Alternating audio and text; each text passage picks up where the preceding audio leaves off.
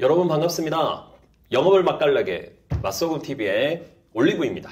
여러분 보험 영업 많이 힘드시죠? 그리고 혹시 이건 나하고 맞지 않는 일인 것 같아서 그만두실 생각 하고 계시지 않으신가요? 작년 말 기준으로 금감원에서 발표한 자료를 보면 보험 영업을 하시는 분들이 무려 60만 명이 육박한다고 합니다. 그 60만 명 중에 1년도 채 하지 못하고 그만두시는 분들이 절반 이상 60%에 가깝다고 하네요. 왜 이렇게 보험 영업을 하게 되면은 오랫동안, 아니 1년도 채 하지 못하고 그만두게 되는 걸까요? 보험 영업을 그만두게 되는 첫 번째 이유, 바로 기대만큼 수입이 되지 않아서입니다.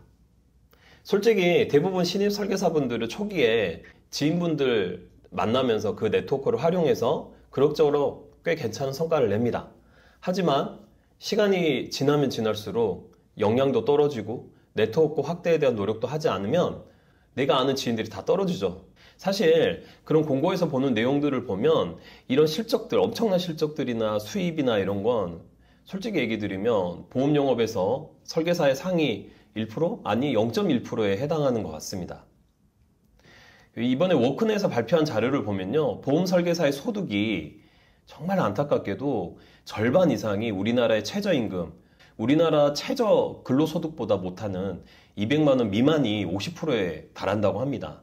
물론 이게 뭐 연평균 소득으로 한 거기도 하고 또 근무 시간이 좀 다를 수도 있어서 약간의 차이는 있을 수 있지만 그래도 50% 이상의 설계사들이 우리나라 근로소득 평균에 못 미친다라는 것이죠.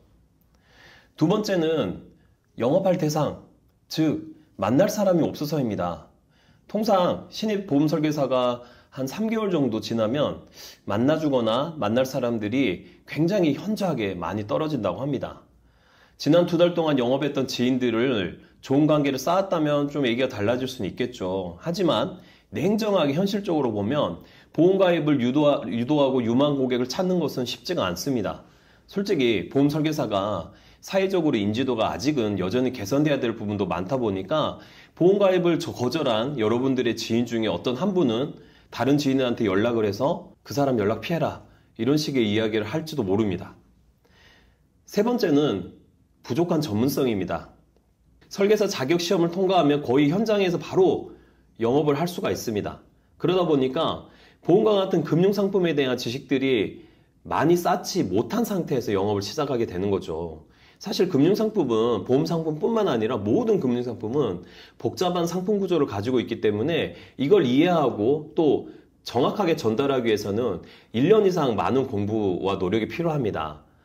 그래서 이런 어려운 상품 때문에 몇몇 설계사들은 상대적으로 쉽게 가입시킬 수 있는 지인들을 상대로만 영업을 하고 이 지인들이 영업이 이제 할 사람들이 떨어지면 이러한 문제들을 겪게 되는 것이죠. 고객들에게 설명할 때 단순히 보장 내용뿐만 아니라 왜 이런 보장이 필요한지, 그리고 이런 보장이 앞으로도 어떻게 상황이 바뀔 수 있는지에 따라서 왜 지금 가입해야 되는지 이런 설명들이 들어가야 되는데 단순하게 설계서를 설명하고 그냥 가입시키는 이런 구조로서는 전문성이 점점 떨어지게 되고 결국에는 전체적으로 장기간 롱롱하는 영업을 하기가 어려워지는 거죠. 지금까지는 보험용을 왜 그만두는지에 대해서 3가지를 살펴봤습니다. 첫 번째가 뭐였죠? 자기가 기대한 만큼 수익이 안 나는 거. 두 번째는 뭐였죠? 영업을 할 대상, 만날 사람이 떨어지는 거, 없어지는 거고요. 그 다음에 세 번째는 부족한 전문성이었죠. 그렇다면 이제 보험 영업에서 생존할 수 있는 방법, 그리고 잘 롱런할 수 있는 방법에 대해서 이야기해 드리도록 하겠습니다. 솔직히 엄청 쉽습니다. 그리고 간단합니다. 바로 그만두게 된 이유 이 3가지를 반대로만 하시면 됩니다. 첫 번째, 기대만큼 수익이 안 난다는 거는 오래 버티는 전략을 세우는 겁니다. 한 달 벌어 한 달 사는 것에 빠르게 벗어나야 됩니다.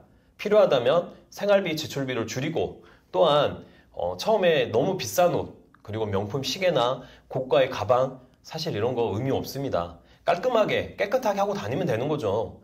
두 번째, 보험에 가입할 유망 고객이 없어지는 거. 이 문제는 단기 계약에서 나올 고객과 오랫동안 연락하고 관계를 지속해서 계약이 나올 고객을 분리를 시켜야 됩니다. 그리고 분리해서 관리를 하면서 한 달에 한 70%의 시간은 바로 다음 달에 가입할 고객들한테 쓴다면 나머지 30% 정도는 유망 고객을 위해서 장기간 컨택해야 될 고객들을 위해서 쓰는 겁니다.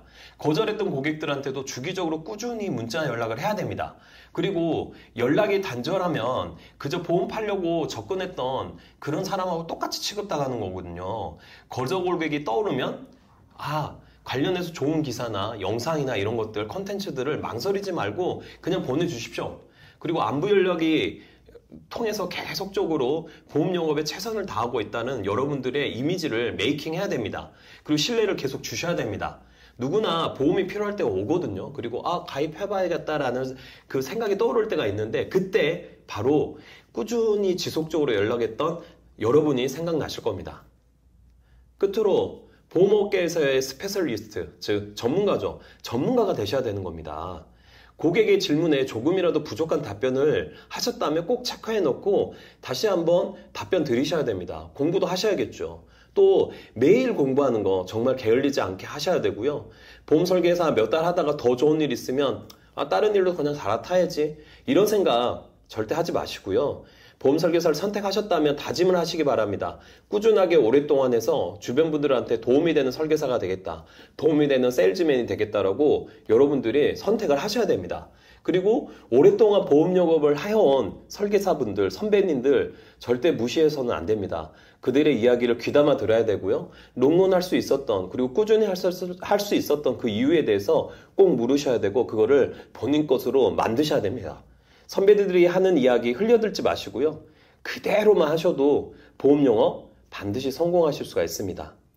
이런 영상 지금 찾아보고 보고 계시는 지금 당신, 여러분도 반드시 성공하실 겁니다. 왜냐하면 이 영상을 지금까지 보셨기 때문이고 찾아보셨기 때문이죠. 의심하지 말고 염려하지 마시고요. 그저 앞으로 나아가십시오. 이상 영업을 맛깔나게 하는 맛소금TV의 올리브였습니다. 시청해주신 여러분 감사합니다. 성공하실 겁니다.